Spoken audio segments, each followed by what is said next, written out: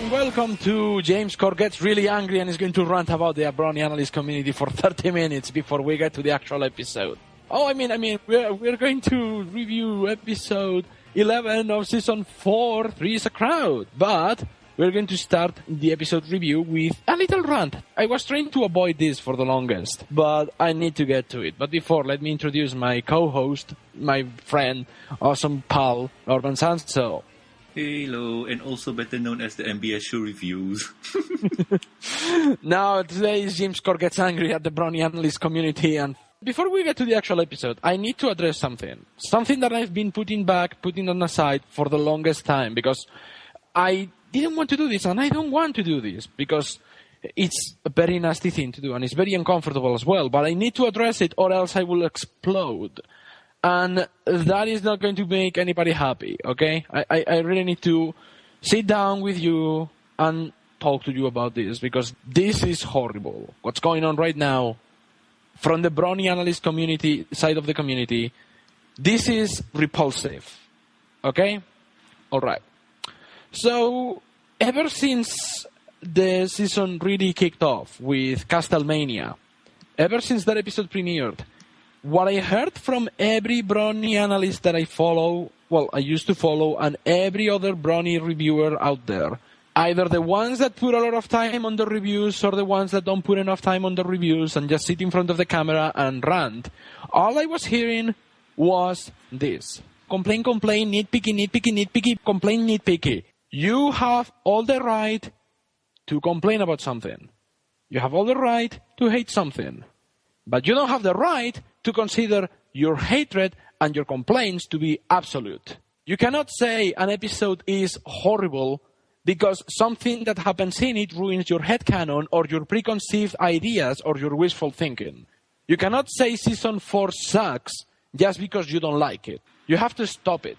You have to stop and change your attitude, your tone, and the way you say things. One of the worst things you can do is just talk about the worst things in the episode, which come down to it are the things that you don't like, and start talking about the things that you also like. You cannot dedicate 15 minutes of a video to talk about the things that suck, and then 1 minute to quickly glance over the things that you think were fine. Because then all the people that follow you, and let's be honest here, everybody follows a lot of Brownie reviewers and a lot of Brownie analysts on YouTube, on Twitter, on Facebook, on Tumblr, wherever. The people that follow you, they're going to copy you. They're going to copy your opinion. And those who don't agree with you, they're going to get out of their way to insult you. You need to know how to say things. That's why in this review show, when we talk about the episode, we never say this is the absolute ultimate verdict on the episode's quality. We always state that it's our opinion. This is what we think. That's why we don't say this is the best of the worst. This is what we say, the things that we like and the things that we don't like. Because in this TV show, like in every other TV show, there aren't bad episodes, there aren't good episodes, there are episodes that you like, and there are episodes that you don't like. So, don't get out of your way to state that season 4 sucks because it's doing things different from what you were expecting, and it's not accomplishing all your headcanons and all your preconceived ideas and your wishful thinking. Because if you continue with this, and if you keep that attitude, and if you keep being so loud, so obnoxious, so insisting, and so exhausting, season 5 is going to be the last season of this show. Because these complaints and these criticisms, they reach to the higher-ups. I have seen people on Twitter, people that work on the show, from Meghan to Sipsy to Jason to Big Jim Miller, say that they are tired because of what happened in this week's episode with the cameo of that one character that we are not going to address in this review show. Because that wasn't even scripted. That wasn't even a work from the animators. It was a placeholder because there was nothing else to use. And the people that work on the show are starting to get tired of your insipid, hypercritical attitude. you need to drop it and you need to change the way you say things. That's the end of the rant. If I might add something to it, James and I, we have, well, first of all, we don't have the same favorite pony. James here like Rarity and I like Fluttershy. And to me, in my opinion, Putting Your Hoof Down was a good episode, but James don't think so. And to me, Spike at Your Service was a crappy episode, but James think it was a good episode. So, no matter how we think or what we say, it's our own opinion. Well, anyway, James, shall we get into the review? So, okay, let's get to the episode review and let's focus on some good things, and let's talk about the good things, about the bad things. So, today, like I said, we're going to be reviewing episode 11 of season 4. 3 is the Crowd, written by Ed Valentine and Meghan McCarthy. So, shall we just say what we think of the episode before we go down to review it scene by scene? Sure. Okay, Norman, go for it. Go ahead. What did you think of the episode? I love it. I love this episode. This episode made me giggle a lot after watching it twice. Like the first time I saw it and I giggled, and the second time watching it, I also giggled. So I love it. You giggled. There was no laughing or screaming or like, oh my god, I can't believe they get away with that. It's just like a funny giggle, and then like after one giggle to another, so it was infectious. So it was from a giggle to a laugh, but still, it was good. I like it. I can guarantee you there was a lot of screaming and yelling and oh my god, I can't believe they got away with that on my side. Which to be honest, this episode had some things that I really didn't expect them to put. And for some reason, I was like, oh my god, I hope they do this. Oh my god, I can't believe they did it. Especially with Discord. I really like this episode. By all means, it shouldn't be an episode that I should like.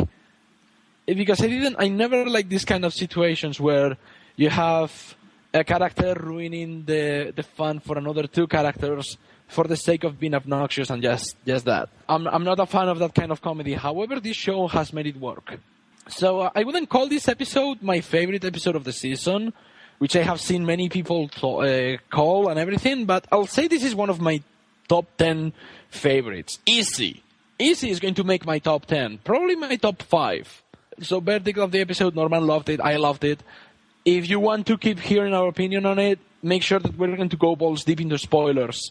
So make sure that you watch the episode before you watch the review. And by the way, this is the kind of episode that you really need to go into it without knowing absolutely nothing. I don't know what you think about it, Norman. What do you think? It's the kind of episode where it's best to go in knowing nothing. But if you do know something, you will say, what? They did what? No, you're kidding me, right? No. What? I can't know. No. That is the reaction you're going to face when you hear other people say about this episode. That is very much true. You know how I am, the kind of guy who watches the previews, so I know where it's going to go and I know what it's going to do and everything, right? Mm-hmm. Well, I didn't watch the previews for this episode. That's good. Yeah, actually I did the same thing with Keep Calm and Flutter On, because every episode regarding John Delancey appearing in the show, I try to stay away as much as possible from the previews to be completely surprised. Because I want to be surprised by his voice. Also, too powerful for me, John Delancey, for me to watch it on the previews. He needs to be watching the premiere. Come on. But yeah, this is the kind of episode that gets better when you don't know nothing about it. So if you manage to stay away from Derpy Guru, Equestria Daily, DeviantArt, Tumblr, Twitter, Facebook, and probably your university's website, you're going to be fine to watch the episode. But yeah, watch it before you watch this review. So we're gonna pause now and unpause when you are done watching. Okay, you're done? All right. Let's get to it. So the episode starts with Twilight getting a letter in the mail that Princess Cadance has managed to book a couple of days, 3 days, or like, is it a couple of days, or is it just one? It's just one day, right? I think it's just one, because she wrote to Twilight, I can visit you on this day. Yay. Yeah, and Twilight is happy, and she's flopping and tumbling and making poor Spike go into hyperventilation. I just love looking at that Twilight animation because it reminds me of season 1 where Twilight Sparkle just say yes, yes, yes, yes, yes, yes. Oh yeah, she's the improved version of that. Instead of just bouncing, now she's flying. Yeah, flapping, and it's just so cute. Like, it's just how the word is adorable. Yes, that's the word, adorable. She's absolutely adorable. It is like, I don't know what other people may think. There seems to be a very neutral reaction to her having wings right now. People seem to be used to it, but it just made her even cuter than usual. Like, now she's even more adorable than she has ever been because of the wings. It's like the wings have made her very, very cute. So as the episode continues, we also know that Fluttershy has gotten a letter in the mail from the Equestrian Society for Preservation of Rare Species, I think it was. Yes. To survey and take care of the most mystical, magical, tiny, cute, adorable creatures in all of Equestria, the Breezes. James? Yes? Has the Breezy been mentioned before in any previous generations of the ponies? Yes, the Breezes come from Generation 3. Oh my goodness. You know, people usually go and hate on Generation 3 because what little we have seen of Generation 3, not 3.5, with, you know, the horrible newborn cuties no, but Generation 3, that was the previous to that one, that was basically all direct-to-video movies made with a piss-poor version of Flash, and writing that you can basically write these kind of scripts in your sleep. However, it's not as bad as people think. Actually, you know what? There are a couple of golden nuggets of comedy hidden in that generation of cartoons. So I personally recommend you to watch it. And if they are going to recover anything from Generation 3, the Breezes might be the best thing they could recover. Like, if they can salvage anything, please let that be the Breezes, because it's the only thing that is worth saving.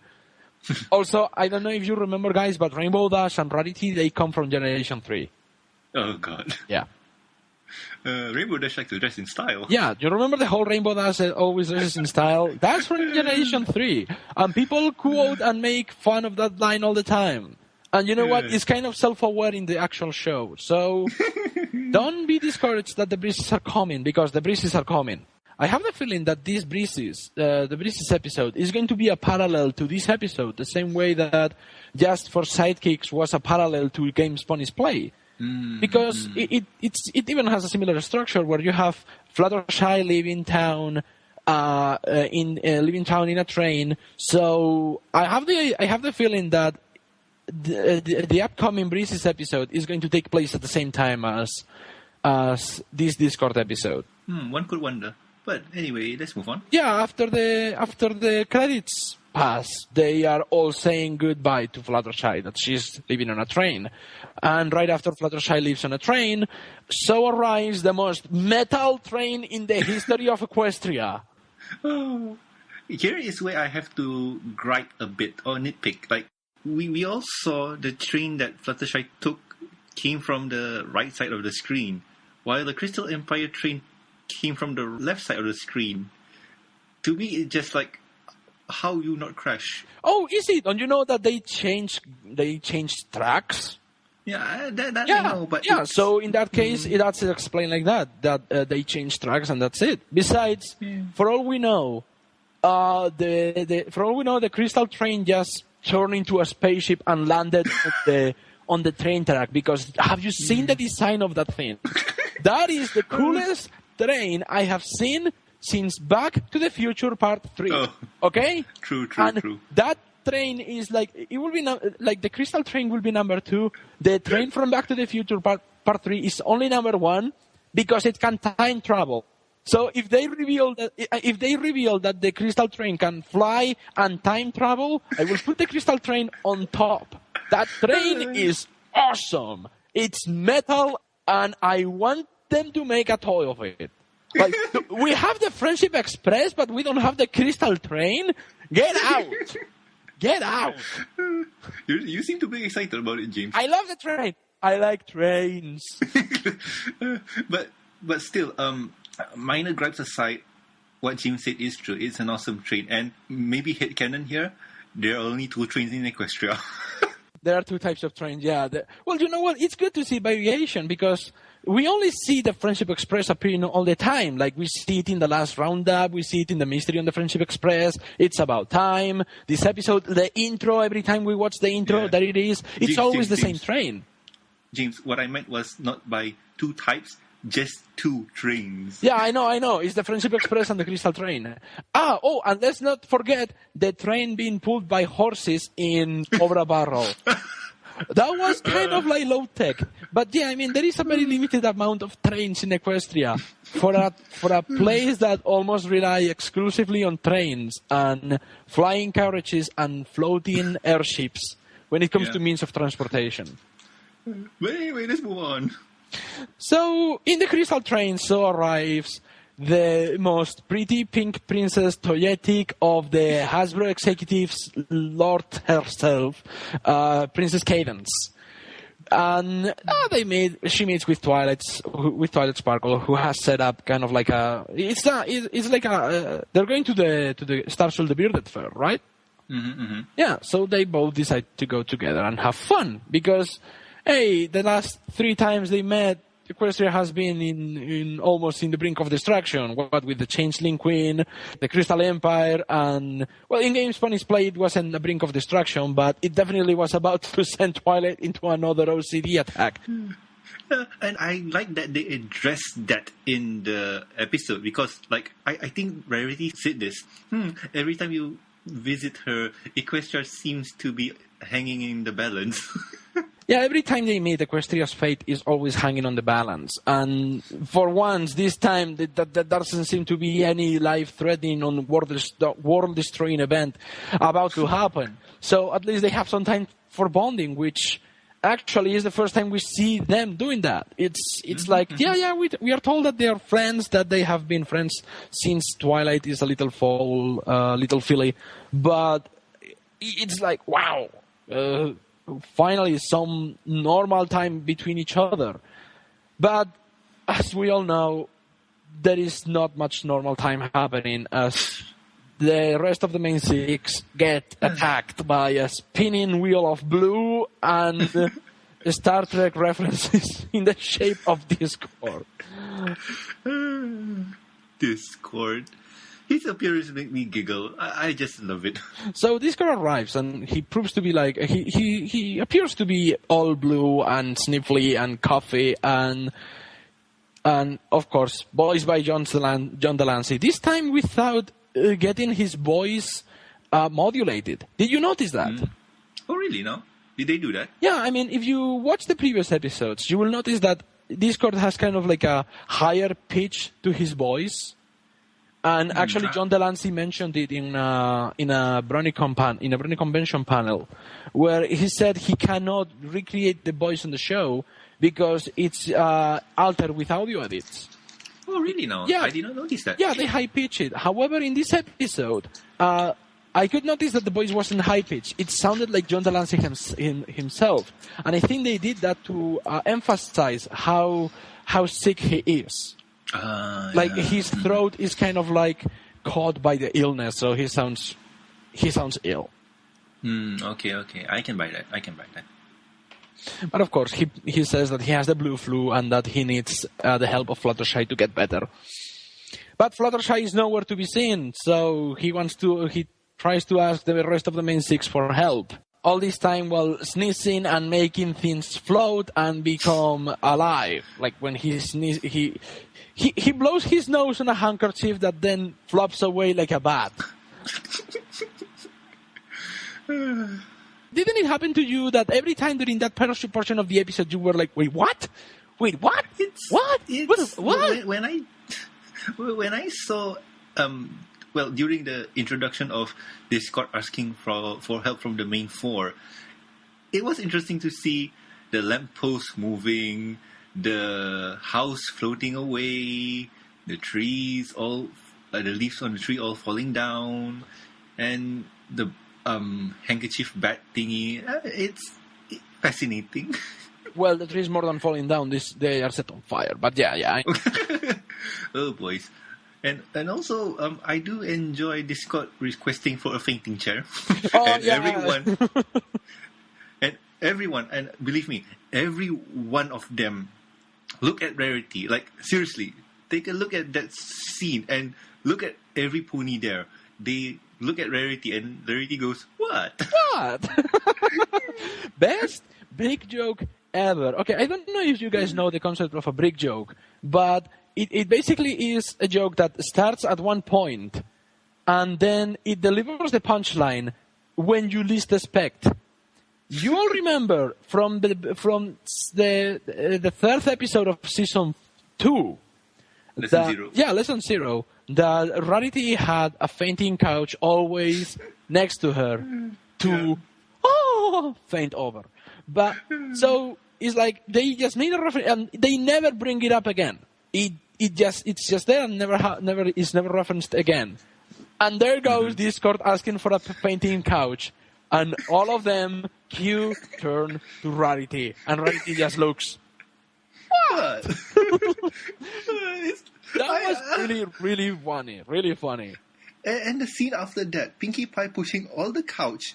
No, I'm sorry, not the couch. The pushing luggage. All the baggage for makeshift fainting couch. At first, I thought that Pinkie Pie was angry because of her facial expression pushing all the luggage. But no, it was a makeshift fainting couch. And that was interesting. Yeah, and she seemed to be happy. I'm pretty sure she was angry because, pushing all that luggage kind of like makes you make Heavy. a strained face. And but of course, Discord wants the help of the rest of the main 6 to get him in a better condition. But Rainbow Dash quickly bails on it and she's like, "Not it, thieves." I just love that, like, Rainbow Dash is the first pony to go because, like, nope, I'm not dealing with this. I got other things to do. Bye-bye. Loyalty! Anyway. I guess, you know what? Whenever they say Rainbow Dash, element of loyalty, and there is a giant asterisk next to loyalty, so it leads you to a footnote that says, loyalty except in these cases, joining the Wonderbolts, becoming part of the Wonderbolt team, being in the Wonderbolt Academy, being the Lord of Chaos, being confused by the element of honesty. This one is very important. So it's kind of like weird how her loyalty works. But I thought it was funny. I like the idea of using the pony's alignments as a sort of comedy. And in this case, especially in this type of episode, it works really well. And then Pinkie Pie becomes really obsessed with Discord, saying, "I will tell you everything about me. I was born on a Tuesday." And then Discord pops up a balloon and go, "Ooh, balloon!" And of course, because Pinkie likes floaty things, says, "Oh, balloon!" Then leaves. And just to make things worse, he just gives the blue fluid to Applejack and Rarity. So the only one who's left in his book is Twilight. But before you move on, James, I have to say something. What?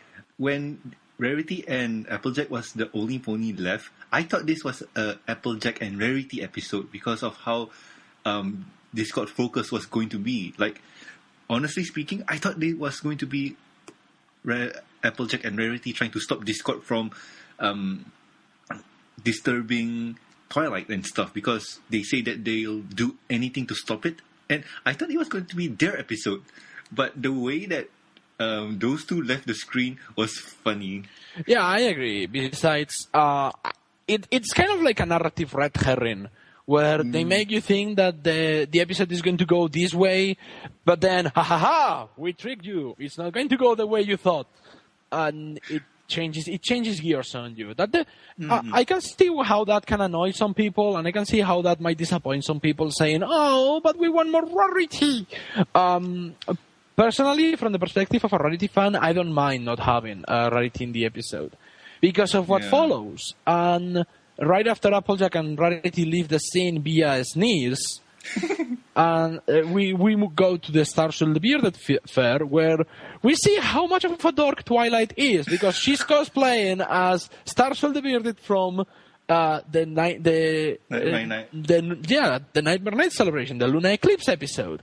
But it's made only better when you realize that every other pony in the celebration is also cosplaying.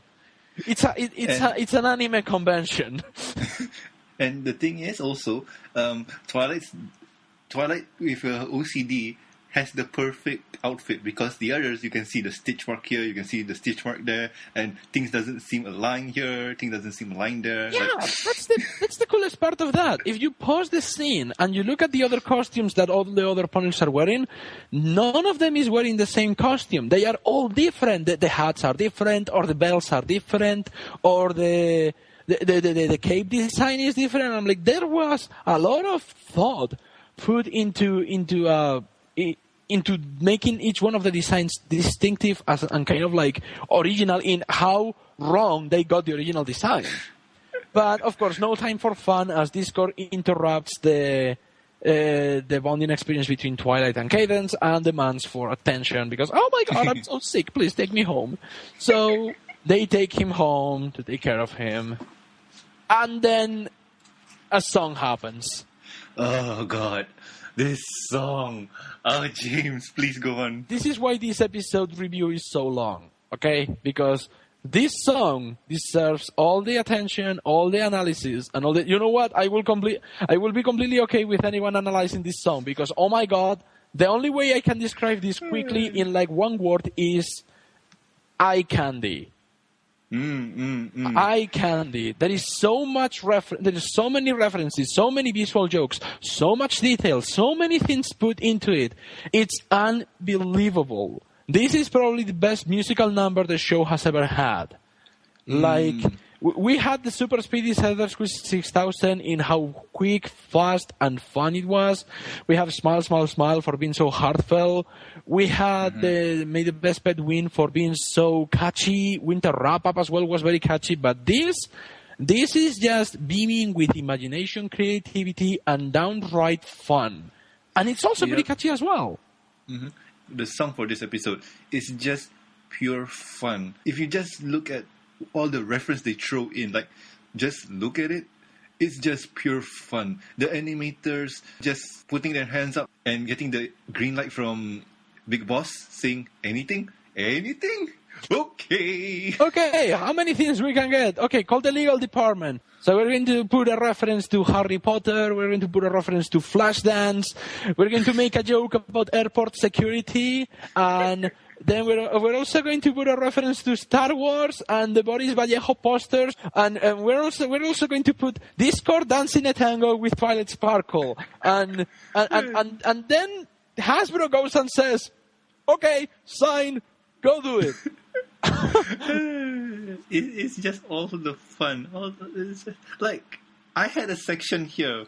Like, if I really want to make a full list of what I like about the song, it's just I can't. It's like I just put in quotes here all the reference. Like, I love all the reference. Like, goodness sake, the reference in this episode were so good. Like, It's wonderful. I mean, this is a very good song because think about it. It's a song about asking for a glass of water. Yeah, I forgot about that. This is how good this show is, okay? Just think about it for a second. You have so many TV shows that they struggle to get you to believe the universe, the characters, and the stories they are being in, okay? Here's a clue for you to realize how good a story can be or how good the characters can be, okay? The more complicated the story is, the simpler the characters are. For example, Inception, okay? Very good story, very flat characters. The more complex the characters are, the simpler the story can be. For example, this show. The characters in this show are very well developed. They are very well constructed and they are very well put together. That way, they can get away with anything. I don't know if you have read the comic books, but there is the issues number 9 and 10 of the official IDW comics. They are called Zen and the Art of Gazebo Repair. They star Big Macintosh. And the plot of these comics is Big Macintosh is on a quest to find a box of nails. Okay? That is the story of those comics. They are unbelievable. It's literally a comic about nothing. It's just a guy going to the store to buy a box of nails, and that's it. And it's incredible. The adventures this guy goes through, the people that he meets, the characters that he comes across, the situations that he finds himself into, just to get a box of nails.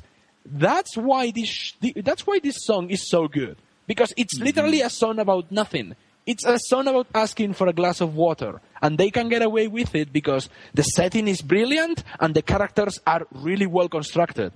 Like, we know a lot about Twilight Sparkle, we know a lot about Princess Cadence, and we know a lot about Discord, and we know a lot about the world of Equestria. And they are both 4 things very well developed and very well built. They can get away with it. They could have done a song about, I don't know, planting a pea. It could have worked as well. Well, you know what, James? They did a song about bats. Yeah, they made a song about bats. They made a song about vampire bats.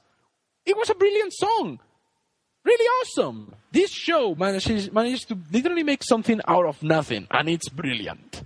So when people tell me, what's your favorite song? I think they will say this one. This is my new favorite song. Like for me, I have to cheat. I have to go by seasons.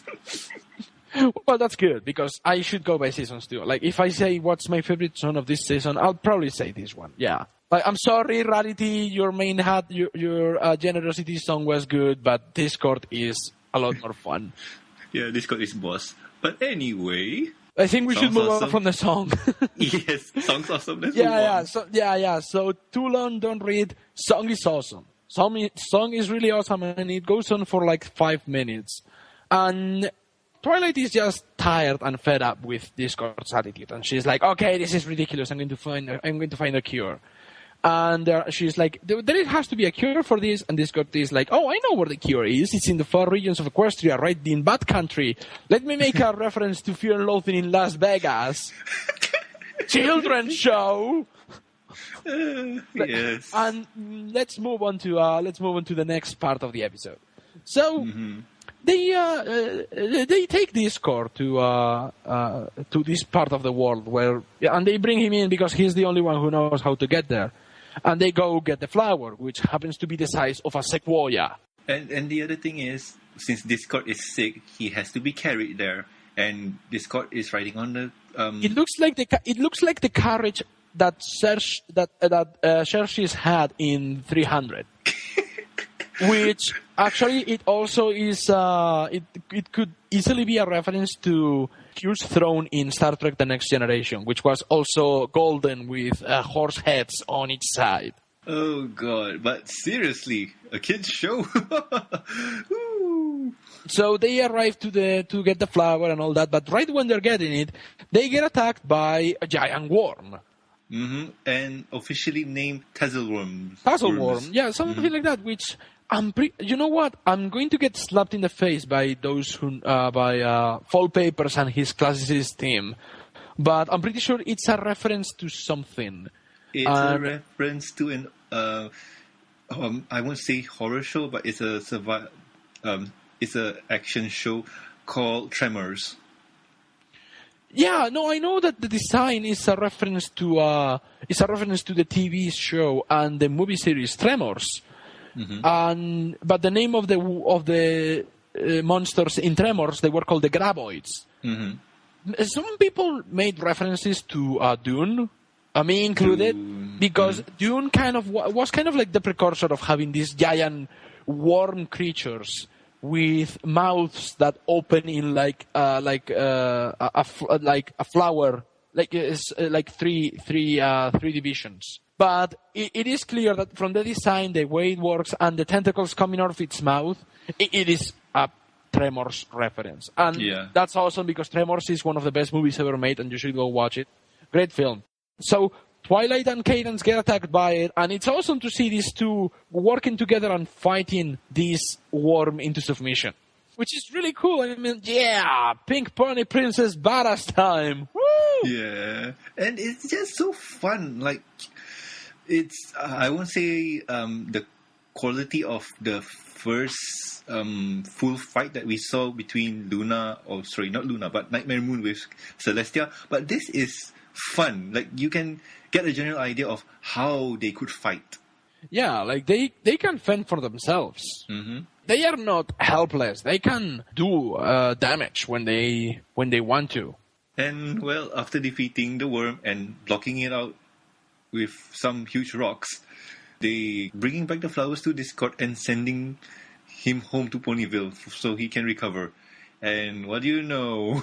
Right when they arrive, they realize that Discord is not sick anymore. He's dancing, saying, "Aha! She did it for me! She did it for me! She went to the farthest regions of Equestria just for me! I'm going to make a Tom Cruise reference to Risky Business." So, Cadence and Twilight are, of course, pissed off because Discord was faking, and the only reason he was faking is because he wanted to put Twilight to the test to prove that Twilight is actually Discord's friend. And if you think about it, right, the way that Discord wanted to test Twilight and stuff, it's sad. You know, this is probably one of the things that kind of makes me scratch my head, because, yeah, of course, Lord of Chaos, Discord is kind of like Batman when it comes to plans, because something tells me that he makes things up as he goes, but then he makes you think that he was planning it all along, kind of like what Batman does. Batman is able to make even his screw-ups make it look like he was planning them all along.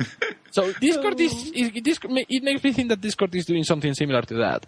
I think Discord planned this from the very beginning, because if you think about it, the way how Discord talks about how Twilight doesn't write letters, doesn't visit, and doesn't do what Friend does, like what Fluttershy did, it's just basically this, like, you and me are friends, but you don't reply my Skype messages. You don't say hello to me. But it's just like, we don't communicate each other no more. Like, what happened? I thought we were friends. I missed you. We have also fallen apart. So I think that is Discord's mentality. And, what better time to test out if you're really my friend or not, where you have to pick one or the other. Yeah, but then again, that is a very a word thing to do. However, Discord is kind of that's not a word already, so it's kind of justified on that regard. Okay, I'll give you that one. Still, it's kind of weird that he just suddenly burst out saying that, and so gleefully and happily he's like, "Oh, I'm so sad that you had to put me before Cadence and that I ruined the day that you guys are going to have together." And then Cadence, she's like, "Oh, you didn't ruin the day at all. As it turns out, I'm getting really bored of the Crystal Empire, so I really need some kind of excitement out of my life. It's like I need to have some fun." First of all, poor Shining Armor. It's not fun anymore. No, I don't think what Cadence meant by that was the Crystal Empire is safe. It's like living in a safe place where thing gets predictable. Like, the only trouble that you get is if the baker ran out of flour to make donuts. That would be the worst thing that could happen to an empire, to be honest with you. Yeah, imagine the problem of the food supply. Oh, God, I don't even want to think about it. I mean, okay, the shipment is late, not running out, but the shipment for flour is late, so no donuts for today. But still, that is the most dangerous thing that could happen in the Crystal Empire. Yeah, but honestly, I do like the idea that, Cadence is bored, so she wants to have some sort of excitement. So I like that. I mean, it's cool. It shows that she's human. She can get bored of things. She doesn't like the whole, king, queen, princess, duty. And, the queen of Mersteria. Oh, yeah, hello.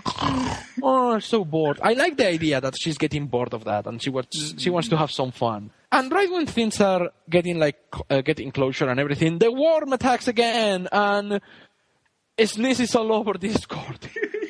Which really puts him down to bed. I really like this scene just because of Discord's reaction. Like, Discord does not know that this creature exists. You can tell by his face. Like, what is this? Yeah, he's like, what in the world? And then sneeze. And of course, he falls sick. And they cut to Fluttershy's cottage, where Fluttershy has finally arrived, and now Discord is put into one of these isolation bubbles. And Twilight writes on the diary how, even though a day can be very, very terrible and full of problems, being with your friend can make things even better, and even strengthen the bond that you have with them. Mm-hmm, mm-hmm. Well, if you want to go really deep into reference territory, the bubble could be a reference to Bubble Boy, starring John Travolta. It's just a health bubble that exists everywhere, like one of those isolation bubbles that keep people with high allergies or with highly contagious diseases safe, and those outside of the bubble safe as well. Yeah, I know, but if you want to go in reference territory, that could be it. But it's just my wishful thinking. But still, I love this episode. And the other thing is Applejack not saying you deserve what you got, but Rarity doesn't mind it at all. You get what you deserve, darling. That was cool. I like that. But yeah, so that's where the episode ends. That's Three is a Crowd. For the longest time, I was trying to figure out my feelings towards this episode, because it's really fun, it's very random, and it's very weird. But when you think about it from a tone point of view and kind of narrative point of view, it's kind of messy. That it doesn't have a very steady pace. I have seen many people complain, and I completely agree with them when they say that the episode turns into a fantasy action adventure when they reach to find the flower at the deepest regions of Equestria. They are suddenly attacked by this worm, and it does come out of nowhere. However, when you think about it, it does make a lot of sense when you have Discord in your episode to have a completely random and out there structure. Mm-hmm. And at the same time, when we watch it without any commercials. So the pacing may seem a bit off because of it's a full narrative without any breaks in the middle. But when we watch it live on the hub, there's commercials. So those breaks, those minor laps in segments, give us a chance to process what had happened in the previous scene. And when we go into the next scene, for example, when Discord says to them that, oh, I know the location, let's go, commercial break. Now you process everything in, and the next scene is showing them flying to the location. To me, pacing, okay, could be true that it's a bit off, but if you watch it live with commercials, it seems legit. To be honest, I kind of agree with you that the pacing is different, but I don't agree with you in how the pacing, the commercials affect the pacing. I think they affect the pacing in the wrong way. Like, if this is the kind of episode that gains a lot when you don't stop to think about it. So this kind of episode, when you stop to think about it, it doesn't really work. But if you watch it all in a single sitting, no commercials, no nothing, all in a row, it's just an absolute senseless fun ride. It does take a while to build up to it. That is true. Like, there is 10 minutes before the action picks up between Discord and Twilight and Cadence. Until then, it's just build up. Build up to set up that Fluttershy is not around, and then the rest of the main six are not there to take care of Discord. So the responsibility falls on Twilight's shoulders. But right after that, it's just a roller coaster guide. It's like when you go up the roller coaster very slowly, and then it's a build up to that. Okay? That's how it works. In my opinion, it's a very weird style of narrative, but I can't complain with the result. No, I mean, it works. Like, I'm not complaining. Like, for me, I'm not complaining. I do enjoy this episode, even with, like you said, the pacing not being in the right place or not being right. But you know what? I don't really care as long I was entertained. And to be honest, I was entertained. This is one of those episodes that I would say I would recommend it. But if a person who has watched an episode and asks me what episode I should watch next, I would say go for this one. I will agree with you. And you also have to take into account, we are not talking about a super deep TV show that has a lot of hidden meaning, a lot of social commentary on it whatsoever. No. This is a TV show about, like I said, it's about talking horses. It's about pastel color talking horses. And being cute, being adorable, and being awesome. That's it. When you have that point of view, when you have that attitude, everything else comes on its own. Indeed, You don't have to nitpick. You don't have to complain. You don't have to say, "Oh, this doesn't make any sense," because then you are not talking about the episode itself. You're talking about your opinion. You're not being fair. Yep. If I really want to nitpick, I could go all over about the train. Like, the train doesn't blah, blah, blah, blah. I mean, but it's just a 5-second segment about a train. I should just leave it be and move on for the full episode because the full episode is good. Yeah, now that I think about it, I remember you said that you were going to complain. You had one thing to complain about. Is it the train thing, the only thing you have to complain about?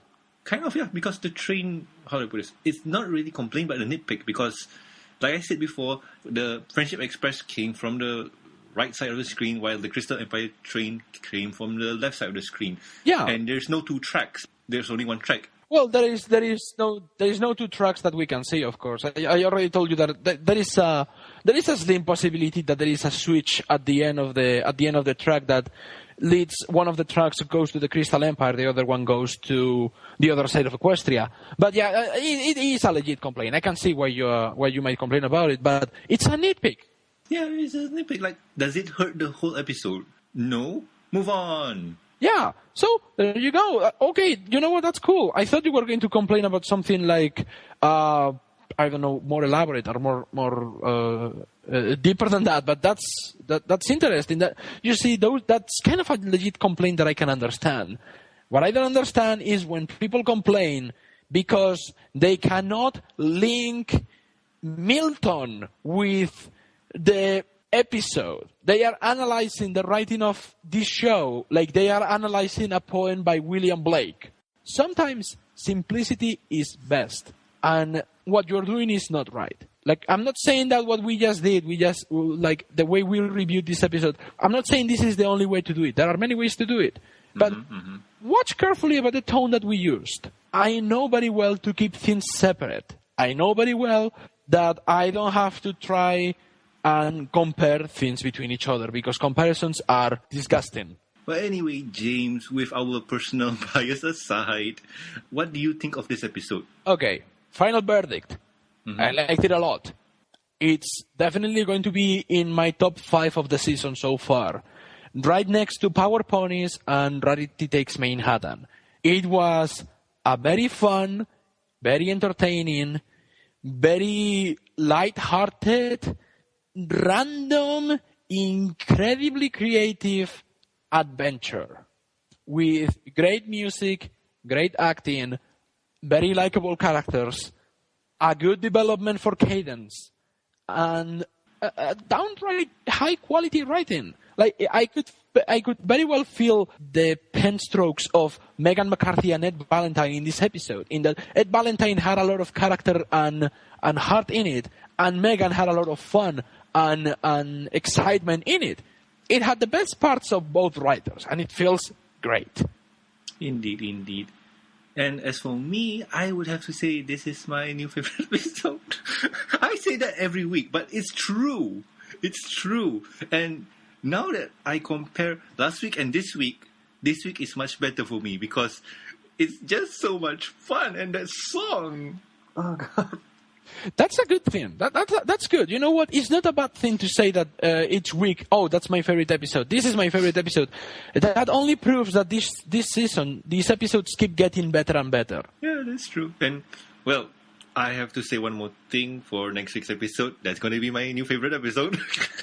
What's next week's episode? Talk about it for the people at home. Well, next week's episode is going to be Pinky Pride. In this episode, another awesome cameo featuring Weir Al Yankovic. He is going to be in that episode and he's going to play... Should we say the name? Yeah, why not? Okay, he's going to play Cheese Sandwich. The name. The name of the character he plays is Cheese Sandwich. Indeed. And also, this episode is written by Amy Keating Rogers. And fun fact about this whole episode, after this episode airs, we're going to talk to Amy Keating Rogers live. And we are going to pick her brain on this episode. surprise announcement. We're going to have Amy Keating Rogers coming in on the show next week, guys. Right after the premiere of the first episode she's written in 2 years. And I can't wait to talk to her. Like, I just want to ask her so many things, and I want to thank her for the Smile song. The last episode she wrote for Friendship is Magic was Mystery and the Friendship Express. That was almost literally 2 years ago, in 2012. That was in season 2, right? Yeah, that was in season 2. That was like the last episode before the Canterlot Wedding episodes. So it's wonderful to have a veteran writer that started working on the show from the very beginning. She wrote an episode with Lauren Faust. Like the first 2 episodes she wrote after the pilot, they were written by her. That's awesome. And you know what? There's a lot of things I can say about this up and coming episode, like the song, the tone. I haven't seen it yet. I've seen bits and pieces of it, but I don't want to spoil myself. I want to keep things fresh. And besides the fact of getting stressed out with the whole interview, I can say that this is going to be an awesome episode. The hype is strong in this one. Yes, the hype is strong in this one. I am really, really highly looking forward to this episode a lot. Yeah. This episode is going to be fun. So that's the review for Three's a Crowd. Thank you guys for tuning in. This has been James Corck. And I am Norman Sanzo. And we will be looking forward to seeing you on the next episode review. See you guys later. Bye-bye. Bye.